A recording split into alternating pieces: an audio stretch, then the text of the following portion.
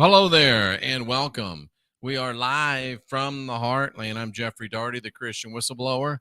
And wow, we're still working to get completely back into condition, but we're going to give it our best. We're here to give you some unindoctrination, or really to provide you with some information that you can use to indoctrinate yourself should you feel like you want to unindoctrinate yourself. So that's what we're here to do tonight. Tonight, the Borg of Heaven. Yep, it's about what you think it's about. Scuba Meru was the first and the second person here. He really was. Snake Dagger's here. Super Galactic's here. Tammy Miles is here. Sean O'Vision. Sherry is here. I am Nancy. Smoochy is in the house. Chick Pot Pie is here. And also Steve Borg Resistance. That is on the YouTube side of things. And we're on the Evangelical Hour program tonight, or channel tonight. Subscribe to that if you haven't. We're on the Unindoctrinate with Jeffrey Daugherty channel tonight. Expose yourself to that if you want to. But subscribe to that if you're not subscribed to that. And the same with the Flee the Watchtower. Linda Fiske is also here. Was that an 8 or a B? KB52 checking in from South Florida. And on the Rockfin side, John Peters is here. Fell asleep last night. That's okay. So did I, but it was after the show. Lit T is in the house. Rabbits Warren, Bonnie's the best. Eric Daly. Odin's daughter, nice to see you here. And Eric Daly, of course. And we do have the Cousins Porch, which is at jeffreydaugherty.com. So you can go there and check out that, talk to each other, converse with each other, do what you want. It's there for you. And it's a good time to mention, while you're there, look at the Nanosoma button and the Focus Life Force Energy logo. They're actually both logos. It's the 1-2 punch. Nanosoma knocks everything out of your body that's not supposed to be there. I'm on YouTube. I'm reminding me really more than you. It knocks everything out of your body that's not supposed to be there. And it also helps optimize your body and make you the best that you can be. Phoenix, Joshua, Fox. And Focus Life Force Energy puts you in a high consciousness environment and mitigates 5G. You get a free month of that just to prove it to yourself because it's so amazing. Go to jeffreydaugherty.com, hit the Focus Life Force Energy button, or the logo, and the Nanosoma logo, and visit our other great sponsors as well. They're all fantastic. John Monk is also here tonight. We've got some amazing deprogram coming up for you folks over the next few days. I mean, just amazing stuff. And I hope that you'll be here to take advantage of it. And I hope that you'll share it with other people and try to get other people here. So let's go ahead and boom, get right into this deprogram tonight. It might run a little short, but then I got a little something extra for you that will dovetail nicely with last night's deprogram. So let's check and see what we've got. The Borg of Heaven.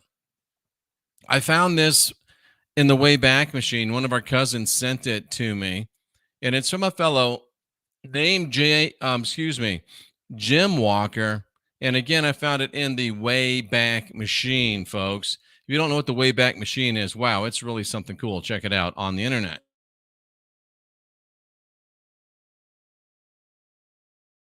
Sorry, I do a little personal maintenance there. I'm sure you understand. So Jim says, and I agree, that it's hard to imagine a more frightening story than that of what the Bible calls heaven. And it strikes at the very idea of divinity. It strikes at the very idea of sovereignty. It strikes at the very idea of freedom. That's what we're all about here. Being divine, being sovereign, being free, deciding where we want to go, what we want to do, and who we want to be. Pearl Jones says she will by no means assimilate. And the sad fact of the matter is that if you're a Christian and you're listening to me, I don't know if Dana Lee is, but hi from New York. Nice to see you. Tammy Miles, nice to see you. If you're a Christian, or if you've ever been a Christian, if you still got a cross around your neck, if you still got a Bible that you carry around, if you still like to pray and read, you are assimilated.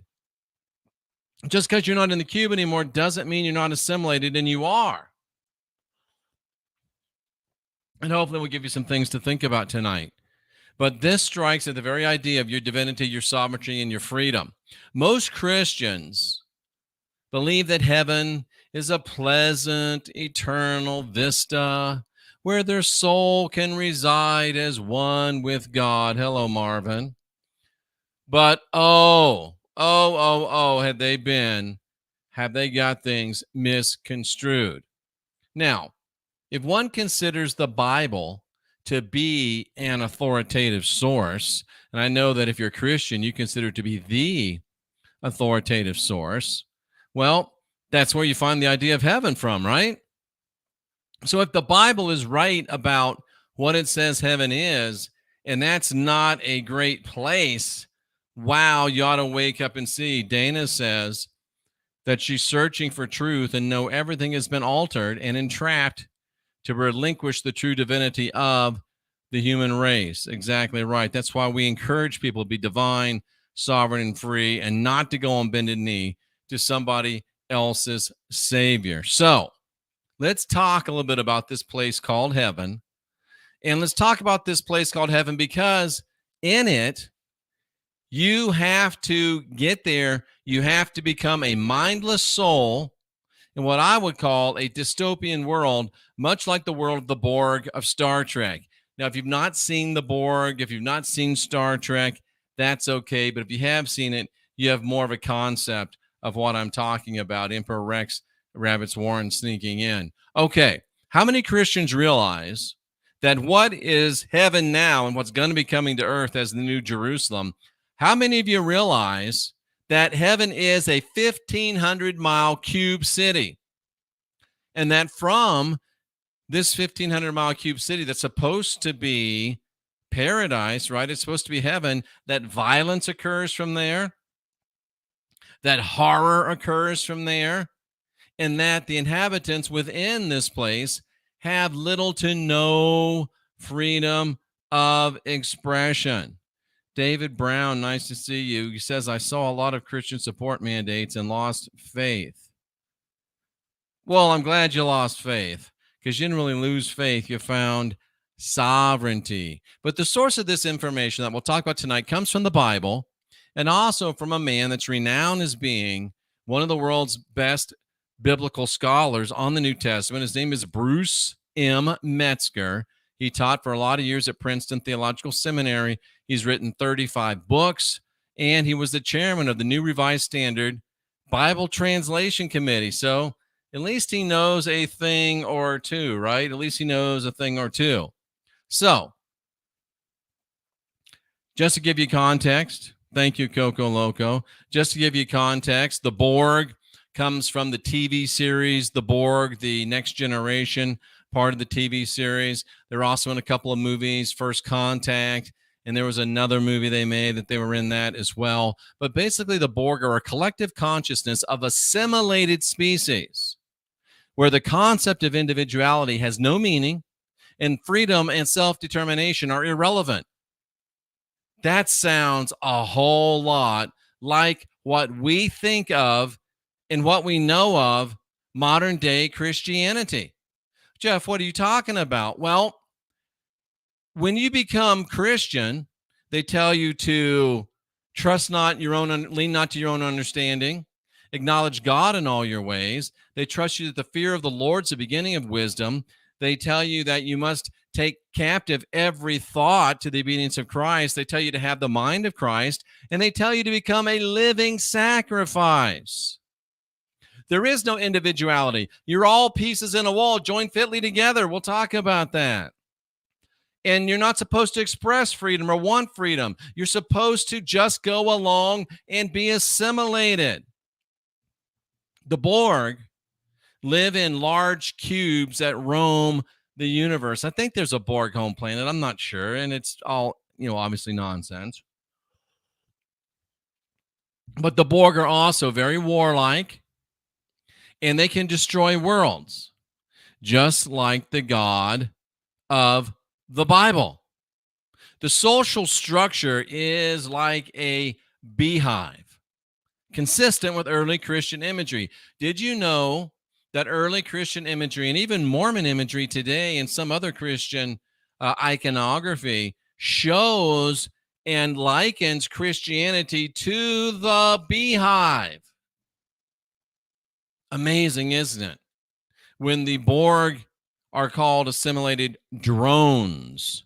And there's also a queen whose purpose is not breeding, but rather acts as a central reference point around which the collective will and purpose of the Borg hive mind revolves, just like the God of heaven, who's both king and queen. Marvin, yes, I do. Because the God of the Old and the New Testament is the same God. All right. The Enterprise, which is the spaceship that they all travel around on, first met the Borg in space, and the first command was lower your shields. There's a lot of disclosure in these programs, folks. There's a lot of disclosure in these programs, folks. They tell you things, they show you things, but they've tried to put you under some hypnosis so you don't get it. But they say to you, lower your shields. This is exactly what Christianity tells you. Lower your shields. Lower your questions. Lower your own mind. Lower your own will. Submit to faith. Lower your shields of skepticism. Sarah, I love Florida too. Not really. I'm kind of over it, but I love the people that are in Florida. How about that? The Borg made these statements. I kind of remember, because I was kind of a Star Trek guy for a while, but the Borg says, your culture shall adapt to service ours. Resistance is futile. Your defensive capabilities are unable to withstand us. Your life as it has been is over. From this time forward, you will service us. You must comply. Then they say, we will add your distinctiveness to our own. And in the Bible, the God of the Bible demands obedience. He says resistance is futile. And if you do not comply, your life as you know it is over, and your life will end horribly, not really, because you'll burn forever in a lake of fire. Can I just stop for a second? Do you understand how psychopathic you must be to believe that it is acceptable for a loving God to throw people into a lake of fire that burns forever and forever and forever? 99% of Christians believe this, and they will defend God's right to do it. You have to be a psychopath to think that's okay. I mean, killing everybody is one thing, but torturing everybody eternally, only a psychopath could conceive of that. Only a psychopath could believe that, and only a psychopath could defend that. Think of the most evil person in the entire world. And let's say they lived 80 years, and they were really bad for 80 years. Even then, being thrown into a lake of fire to suffer forever is not just. You can't torture forever for 80 bad years. And plus, it creates a horrible stain of suffering and sheer horror in this universe. It makes no sense. And if you support it, my friend, you are a psychopath. Dana has it exactly right. It's a fear and guilt, blood magic, trauma-based mind control matrix. And the longer you stay in it, the more Stockholm syndrome, spiritual Stockholm syndrome you become and suffer from, and the more assimilated you get till you get to the point where no matter how smart you are unable to see plain truth anymore. You can't see that this card is white any longer if the church tells you it's red. It's just amazing. It's just amazing. And as long as you submit to the Borg, they take care of you. They feed you, they clothe you, you'll own nothing, and you'll be very happy. And once you submit, you become assimilated, and you dwell in the Borg cube forever, which is coming to Earth as the New Jerusalem, the book of Revelation shows. But the Borg appears similar in concept, the Borg cube appears similar in concept to the tabernacle of the Bible God. Revelation 21:3 says, I heard a great voice saying the tabernacle of God is with men. The cube has come down to earth. And I will be with them. They'll be my people. I'll be their God. The assimilated or the saved. Oh man, that was so good, Borg. I was going to say that. I didn't know if you wanted to know it. Here are 4 lines. I mean, I'm not a Next Generation guy, but that 2 or 3 shows they did with him, Captain Picard in captivity with the Cardassians. Wow, those things were they were powerful. They were powerful. I hate to admit it, but they were. They were. The assimilated, the saved, those in the Borg cube, they don't die. They don't feel sorrow. They don't feel pain either, just like the people in New Jerusalem. They are, in effect, zombies who fully accept their condition. The inhabitants of heaven also don't feel pain. They don't feel sorrow, according to Revelation 21:4. The Star Trek writers have made a really uncanny allegorical comparison with heaven. There's even a Borg unit named Third of Five, like the third angel in Revelation 8:10, and the Queen Bride, like the woman in Revelation 12:1. And in explaining the purpose within the collective, the Borg Queen says this. The Borg Queen says, I am the beginning, the end, the one who is many. I am the Borg. I am the collective.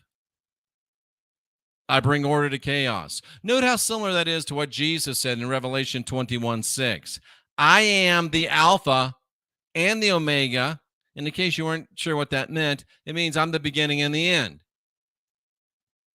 I will give to him that is athirst of the fountain of the water of life freely. Isn't it odd that the Borg Queen and the Bible Queen say the same thing? If you've been following me at all, you know that we've proven Jesus is the female pre-incarnate Shekinah of the Elohim.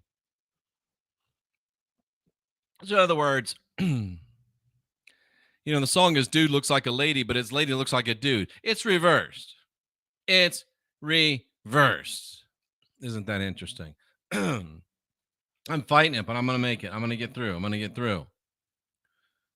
How many of you Christians or people that are former Christians realize that heaven's a 1,500-mile cube city? Check out the Bible for yourself. If you look in Revelation 21:15-16, it talks about how many furlongs wide and all that stuff. If you convert furlongs to miles, you get 1,500 miles. And it's a cube. Square. All of the Bible people are now admitting it. And the city refers to the New Jerusalem, the holy city, a metaphor for heaven. It represents the tabernacle of God where men will dwell with God. Now, Bruce Metzger wrote that the city measures 1,500 miles in length, breadth, and in height, according to Revelation 21:6. And, of course, that makes the city a cube. But Metzger says that in ancient times, the cube was considered the most perfect of all geometric forms.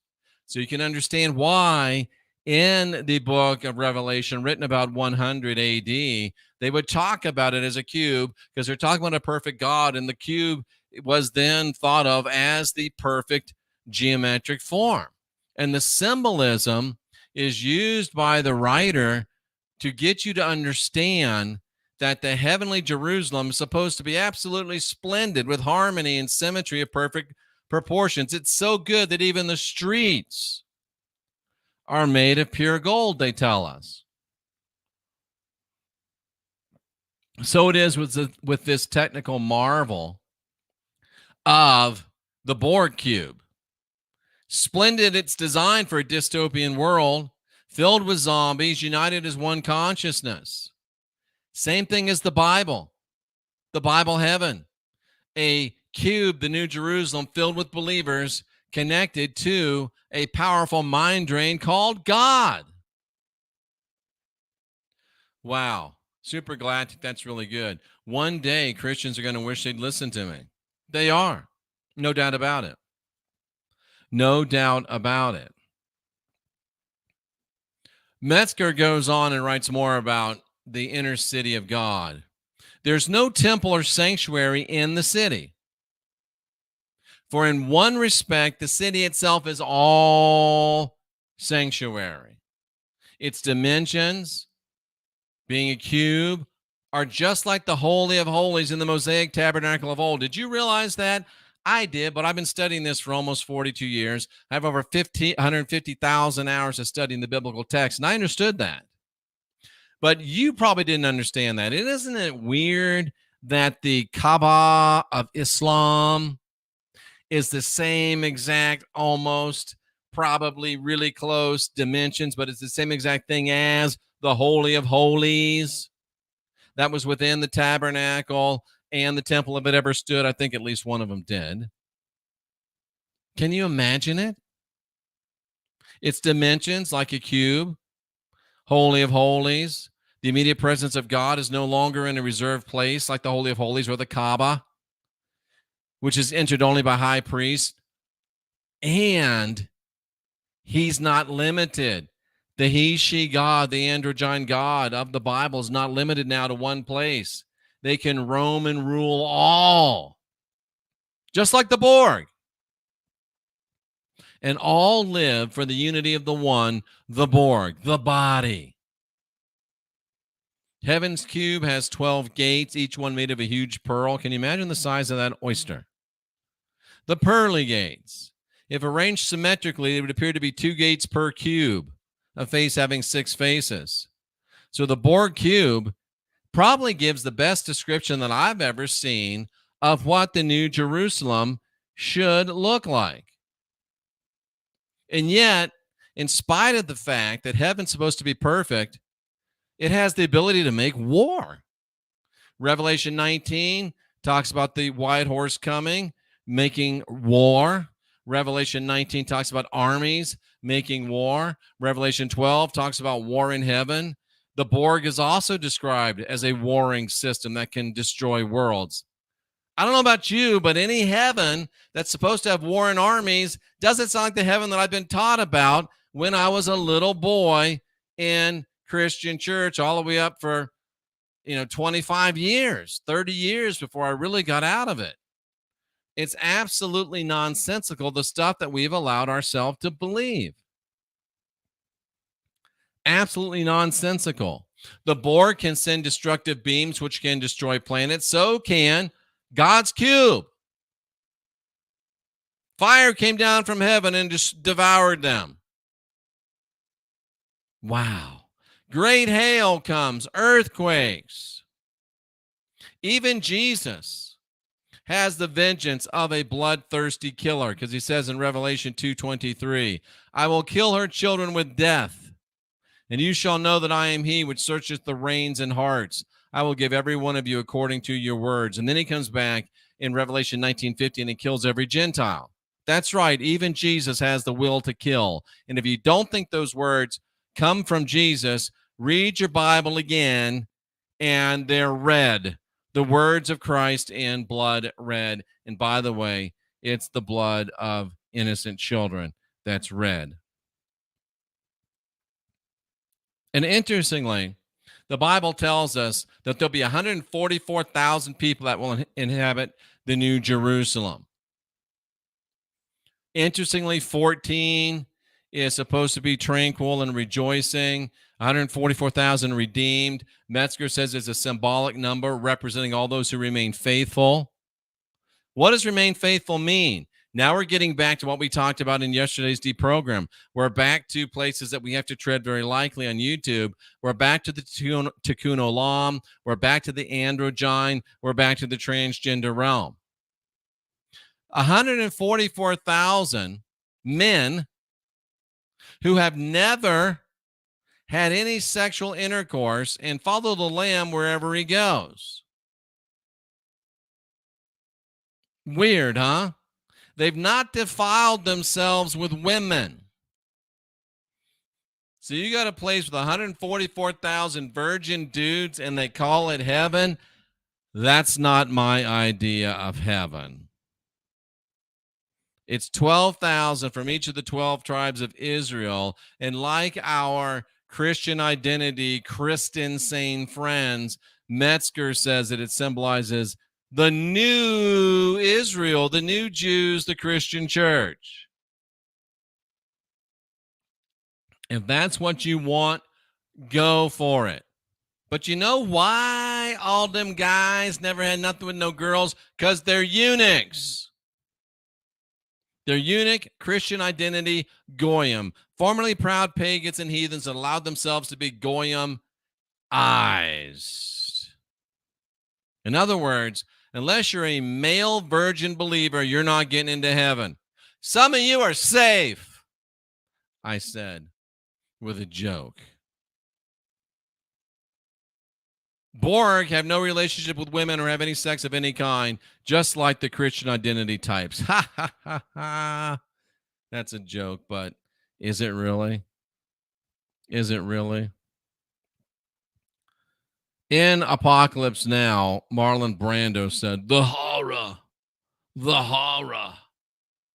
And both the Star Trek and the biblical accounts of heaven present a pretty frightening story about submitting to a powerful entity in a dystopian world devoid of personal freedom. And some of you like that.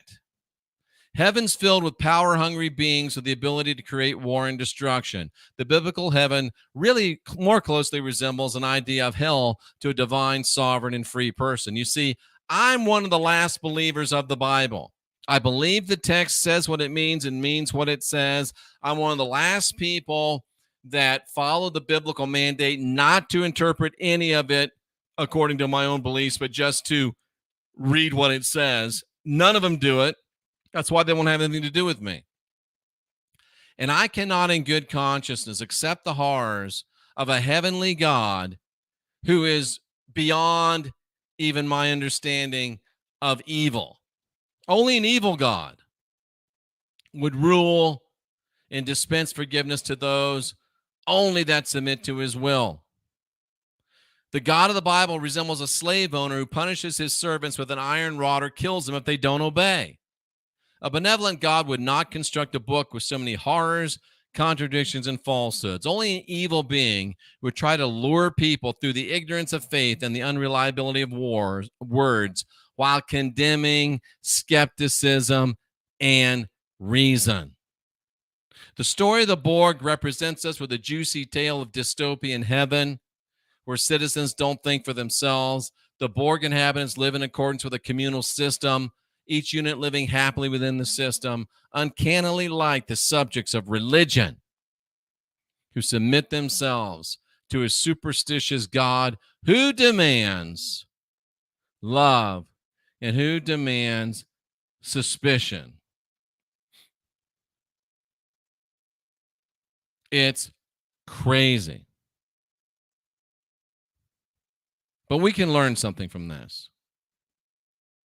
Both Star Trek and the Bible represent mythical stories, and they both contain messages that we can learn from.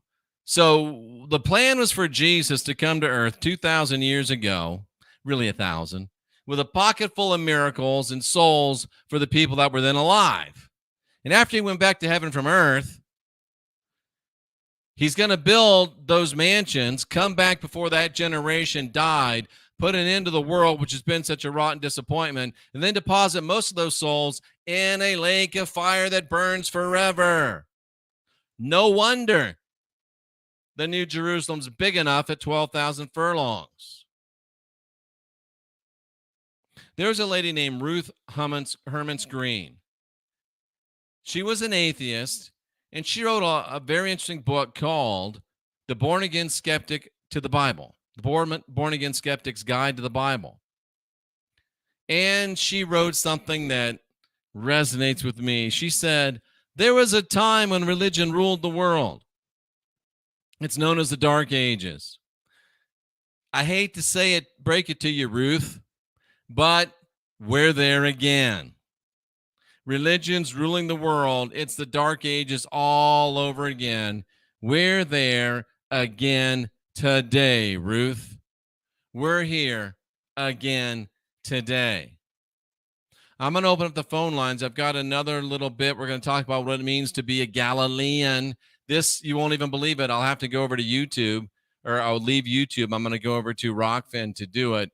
But I'm going to open up the phone lines right now, give you a chance to call in and respond to this. If you're a Christian, I especially encourage you to call in. But you have to be polite. You have to be interesting. And you have to have something worth saying. You can't call just to preach a sermon.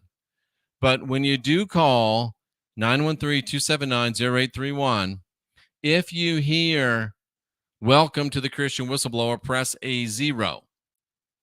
If you hear music, that means that you're on hold and I'll get to you. I'm not going to belabor this long. If you want to call, get on the horn now. But I'm going to talk and finish up tonight talking about something that dovetails on what we talked about in last night's deprogram. We're going to talk a little bit about the Galilean, but it's not like the Galilean that you think you know. No, this is what the Galilean really is. And what the Galilean really is going to absolutely, totally blow your mind. You are live in the Heartland. What's on your mind? Hey, Jeff, it's Jim. Hey, Jim. I want to tell you that Friday when I spoke to you, I told you my thoughts sometimes just drop off my mind. I can't say, but I was going to tell you my wife was a Kundalini priestess, which was an African religion. Interesting. Which she wasn't African, and her friends would come gather at her house and they'd do their thing. They weren't African either. But I had nothing to do with that stuff because I didn't like it. But anyway, I want to come back to what you said yesterday. Is when you talked about Yahweh not having a father and Sophia producing without a father. Now, was she also gender and had both sexual parts, and could she have bred herself with her own penis? Interesting. It was a thought that just kind of went through my mind. I thought I'd just throw it to you. That is a good one, man. That's a good one. Thank you. Let's move right along. You're live in the Heartland. What's on your mind? Hey, this is John from Tulsa again. Hey, John. Hey, that show last night, this is my comments on the show last night. But okay. Quickly, as a 9-year-old boy, I think I told you this story once. I got to see a real morphodite. And this that's guy right. You told me that. Had everything. And so it resonates with me, your show last night, because they are real. Wow. And this guy looked like Curly on the Three Stooges in the face. And you know what religion they are. But anyway, yeah. It just rung with me when I thought, man, you know, it's got to be true what you're saying. And I know about Akhenaten and all them, the Egyptians and all that. And isn't that something? I mean, that was an awesome show last night. I mean, it was right on and intact with the scriptures. Well, thank you, John. I appreciate you calling in. I work hard on them, and it's good to know that I get them right from time to time. You are live in the Heartland. What's on your mind? Oh, not too much, Jeff. How are you doing? I'm doing well. What's on your mind? Thank you. Okay. So anyway, I was talking about Turkmenistan in the chat, and there's actually known as Gates of Hell fire crater in Turkmenistan. Wow. And this could have been like possibly at one time what the Bible was referring to as a lake of fire. I agree with that. Because I'm looking at the one capital here. It's somewhat near Ashgabat, the capital of Turkmenistan. I'm reading a little bit about it too, but it's also known as the Doors of Hell. Very And interesting. It's been burning for over 50 years. And the weird thing about all of this stuff is, like, I was thinking about New Jerusalem you guys brought up. Suppose that the reason they're getting so many people out of the Ukraine is that's where they're planning on putting New Jerusalem. Could be. Could be. Great point. Thank you for calling in. You're live in the Heartland. What's on your mind? Hey, JD, long time no see. I finally got figured out how to hit 0 properly. All right, brother. What's going on? It's Get Dagger, Snake Dagger, all the daggers in one. Yeah, I finally got a new SD card, so my phone works. But Perfect. I'm not a really big fan of the Borg in Star Trek, but I am a big fan of Steve Borg. So I did learn a lot of information tonight. It's funny when you're talking about how where it comes to heaven. When my dad passed away, my mom was like, "Oh, Dad's up in heaven with the angels." You know how the old story goes, playing with the harps and all that. And I was just like, I didn't want to say anything. I was just like, "Oh yeah," because she had angels all over the house, and she was a real tired Kristen. She was really Kristen sane. Like I said, she had that ritual done like 2 days before he passed away, or 3 or whatever, how many days he was in the hospital for. So. It's the Christian sane people are just they're obsessed with heaven and angels and all that stuff. Yeah, they don't live life because they're worried about what's going to happen after death. Always good to hear from you, Dagger. Thanks for calling, Exactly. brother. Thanks. You're welcome. Good stuff, man. Good stuff. And they're lined up. You're live in the Heartland. What's on your mind? Hello, you're live in the Heartland. What's on your mind? Hello, 815. You're on. Not anymore. All righty. You're live in the Heartland. What's on your mind? Hey, Jeffrey, I got a question and a statement to ask you. Okay. The question I want to ask you, if Yahweh doesn't have a father, that means he doesn't have a male chromosome to pass it on down, so the birth of Jesus could even happen. That's really good, Super Galactic. That's really good. It's hard to argue with that. And the statement I want to make is, if you look into paganism and really understand it, the pagan gods and goddesses has always had their chromosomes. They've always kept their lineage going on. Absolutely. From generation to generation. So what makes this Yahweh guy think he's special, that he don't have to do what the gods and goddesses do? Well, he's special because he's transgendered. That's not my kind of special, but thanks, Super Galactic. That was great. You're live in the Heartland. What's on your mind? Hi, Jeffrey. Jerry from Scranton. How are you? Doing great, Jerry. Talk to me. Hey, a question. Steve Quayle, did you ever listen or know about him, hear about him?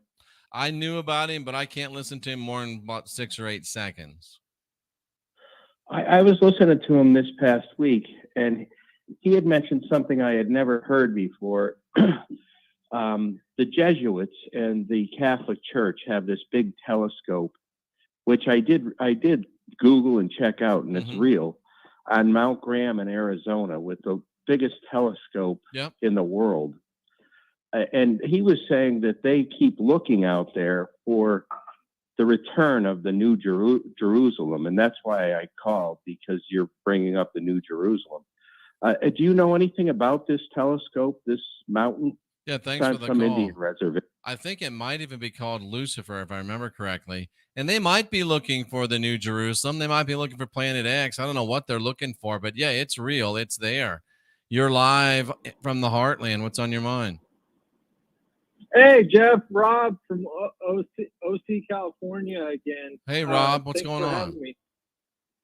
Hey, I got a realm Earth / flat Earth kind of question for you, if that's all right. All right. Okay. So my feeling is that we are here to experience, if it's not faith, it's at least an experience of not being able to prove where we're at or not being able to remember where we came from. I feel like that's part of the experience. And for me, I've been battling back and forth with this flat earth concept recently, that to me, if a creator created a flat earth and we were able to discover and prove it and prove that we were inside of a creation, then that would kind of eliminate the whole faith factor to me. That's interesting. I wonder if you'd given any thought to that. And so for me, and then to top it off, the other side of that is, I think, some people argue, well, the idea of an infinite universe is just to make us feel small or whatever. And to me, that doesn't make any sense, because an infinite creator would be no difference creating one planet versus creating a billion if you're an infinite. Well, thanks for the call. Those are some interesting thoughts. What I have come to and what I know is that I have looked and all I've seen is flat. However, all I know for sure is that we don't live on a spinning ball. It looks like it's flat from everything that we can see. It looks flat from everything that we can see. And I know we're not living on a spinning ball. Beyond that, I'm not sure. I'm open to ideas. I'm open to interpretations, but I know that what they've told us isn't real. I know we don't live on a spinning ball. And I know that no one's ever seen a curve. And I also know they won't show us a picture of it, which is very, very odd. Very, very odd. Beyond that, I'm not sure of anything else, except I'm sure that I want to drop some information on you here on the way out. This is about the Galilean. Another great cousin brought this to me, and I can't even tell you how amazing this is. Watch this. The Galilean. You sing songs about him. And Jimmy Swaggart, the Galilean. The Galilean, the Galilean, the Galilean. Watch this stuff. The Galilean.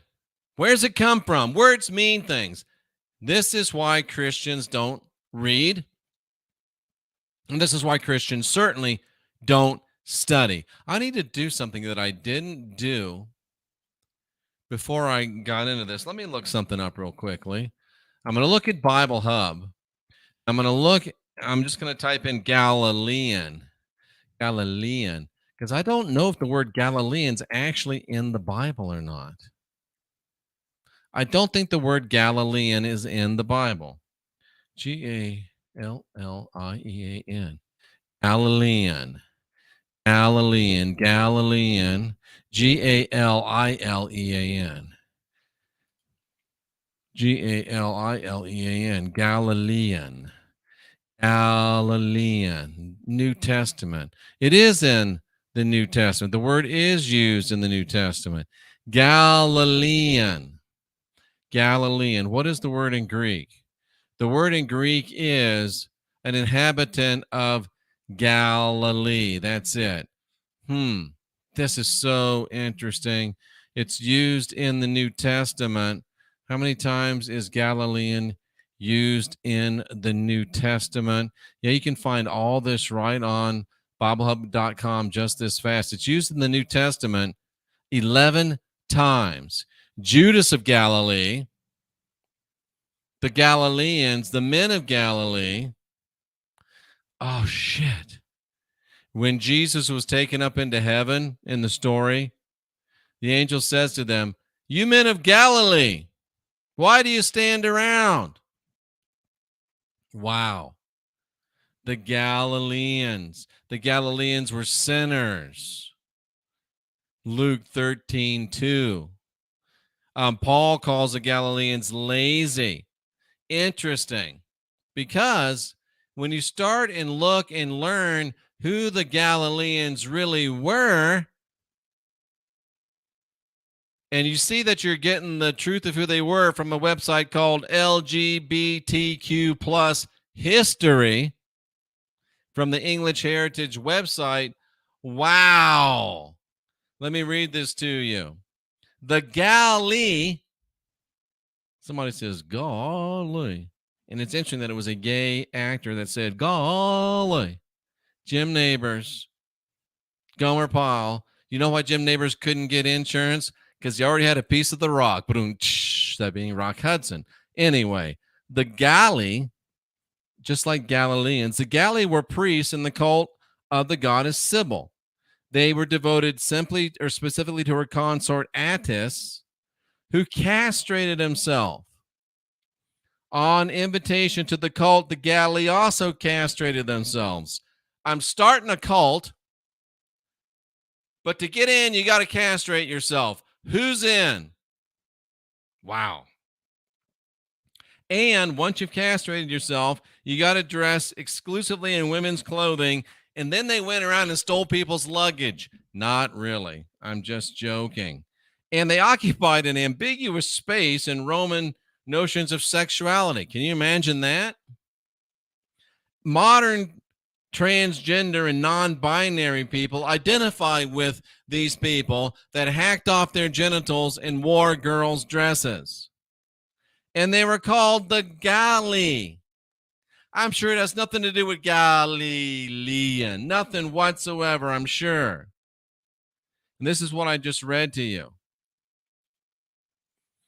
The cult of Sybil was known as the cult of Magna Mater, which would be Rome's fabric until it became Christianized. And you know what that was? I didn't even notice this. I didn't think about this. It was a big black rock. Big black rock. I guess if you got no stones, you might as well have a big black rock as your, wow, yeah. We just talked about a big black cube. Here's a big black rock. Her statue was paraded through the streets annually, accompanied by long-haired priests with musical instruments flagellating themselves with whips made of knuckle bones. Sounds like gay pride parade to me. These priests were called the Galileans. The Galilee. The Galley differentiated themselves from Rome's civic religion through their clothing and their behavior, just like these people do today. After entering the cult and castrating themselves, they wore the clothing and jewelry of women. They were led by a priest known as the Archigallus, Archigal, yes, whose finely carved funerary monuments have been found near Rome. Roman citizens could not become priests, but this might have changed during the cult's lifetime. So if you're dumb enough to hack off your genitals, but oh, wait a minute. It's what Christians do. They cut the tip of their penis off. Isn't that a form of castration? Just because you don't have the guts to cut the whole thing off, so you're just part Galilean. Oh, Christians, you're Galileans. You got your, yep. Oh, boy. That's got to sting a little. Here's a picture of a Galilean. In Rome, how men presented themselves was very important. The Galli, with their ambiguous sexual performance, allowed men to examine masculinity without risking the solidity of their own identities. They were just helping guys out. Wow. How many of them were the temple prostitutes? I don't know. Probably some. Probably some. Foreignness was the way in which these people were placed apart. They're often viewed as charming curiosities marked by their music and ecstatic procession. Same way today. They're just different. They're special. Yeah, they're special, all right. The poet Catullus, which is like cut of phallus, which is really interesting. Wow. He wrote and said, is a castrated Attis a man, a woman, or something else entirely? The same discussion we're having here today in this country. Wow. Dana says that the Queen song, Bohemian Rhapsody, mentions this word. Can you imagine, folks? You thought it was all new, but it goes right back to where we were yesterday with Akhenaten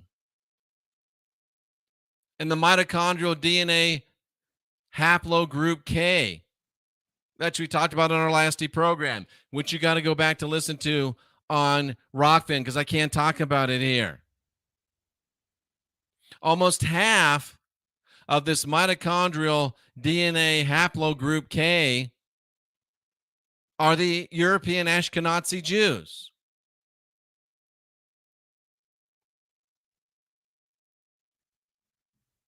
Is this also why they follow a maternal heritage for their nation versus paternal heritage for everybody else? Wow, it all goes back to Akhenaten, who was a transgendered pharaoh. See yesterday's program. And it kind of brings some sense to some of this nonsense in Matthew 19:9. I got to be very careful. I should have gone to Rockfin. But Jesus is talking to his disciples. And the disciples say, look, from what you've said to us, it's better not to get married. Can you see? I'm a master practitioner of neuro-linguistic programming. That's what's called a hidden command. They want to say to you, it's good not to marry. But Jesus said to them, all men can't receive this saying. Some of you aren't good enough not to get married. Interestingly enough, the false apostle Paul also said the same thing. But to those who it is given, they get it, said Jesus. Jesus says not all men can receive this, but some are eunuchs. Some are made eunuchs by other men. And some have been made eunuchs for themselves, for the kingdom of heaven's sake.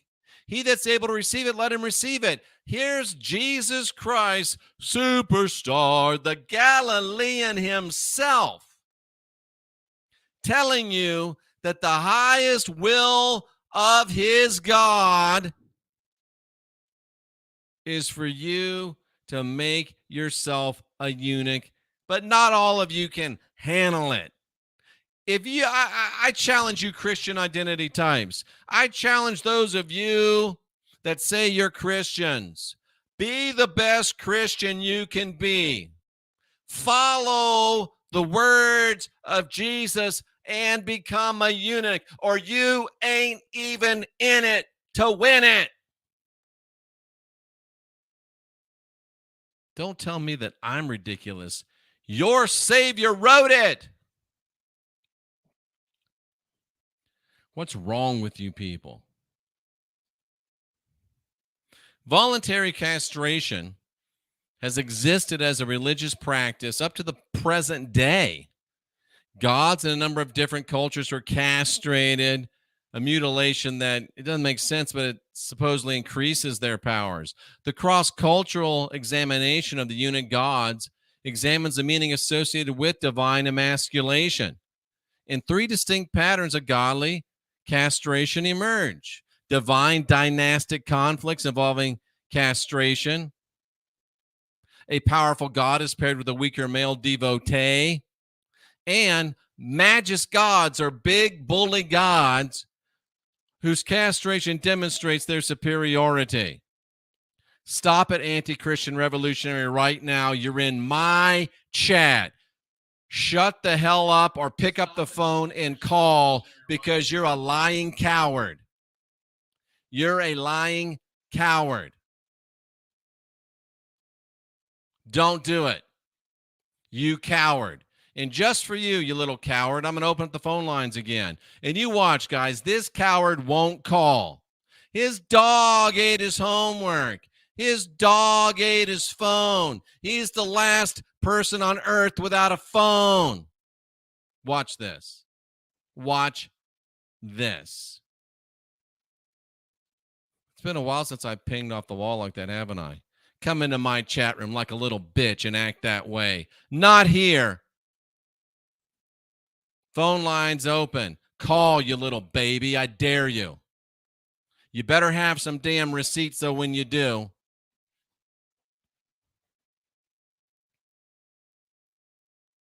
Castration cults are associated with gods whose sexuality was ambiguous, just like Jesus.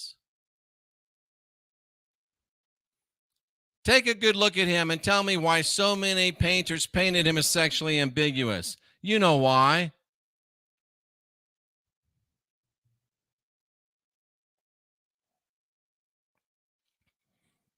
And there is a long history of castration in Christianity.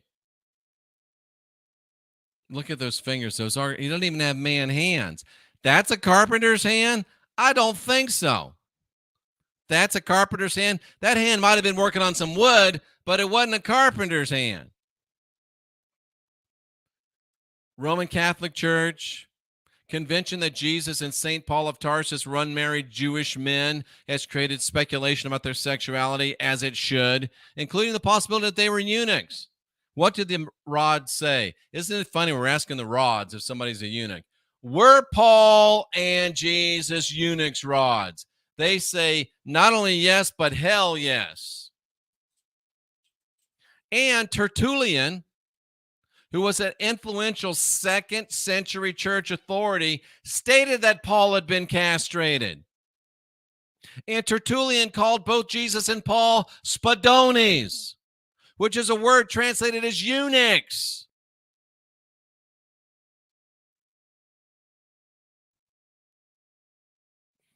Tertullian, an influential 2nd century church father, said both St. Paul of Tarsus and Jesus were eunuchs. I've been showing you this over and over and over. When are you going to believe it? And it was Jesus himself who introduced eunuchs into the debate. He says the real men are eunuchs. Not all of you can do what I done. Wow.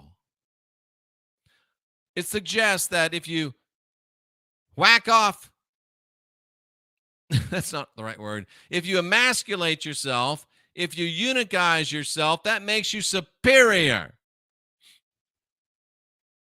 And we'll wrap it up with the Gospel of Thomas, which is just as fake and fraudulent and phony as the New Testament. But Jesus said, when you make the two one, when you make the inside like the outside and the outside like the inside, and when you make the male and the female one and the same, tikkun olam, so that the male not be male, nor the female female, then you'll enter the kingdom of heaven. Can he spell it out any clearer for you? You got to become transgender. You got to become eunuch if you want to get anywhere into the kingdom of God. So come on, Christians. Come on, Christian identity. Where is your commitment? You got no more balls than the drive-by guy in my chat room that won't pick up a phone. Wow. Wow. Wow. Hubba hubba. That's the way you roll. Once again, the Christians are cowards,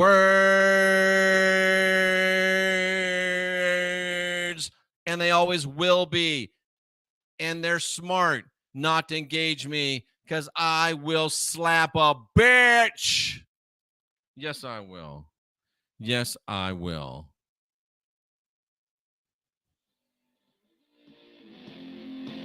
Wow. You would think that they would call, but no. They don't have the balls to make the calls. Well, you're divine, you're sovereign, you're free. You're the last generation of real humans. Don't go on bended knee to somebody else's savior. Create yourself. Unindoctrinate yourself. And let's get busy making this world better than it's ever been, sooner than even we can imagine. I salute you for being here, seeking after truth. See you tomorrow.